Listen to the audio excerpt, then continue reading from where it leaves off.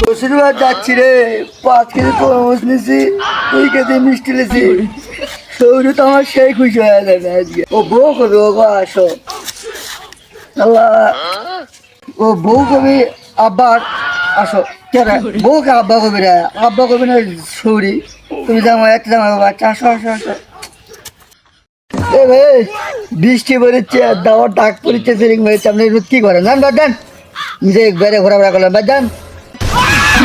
এই মাল খোঁজ করতে এলো রে। খালি কবি দিলে ভাই আসো, খালি তো খুশি হয়ে যাবে।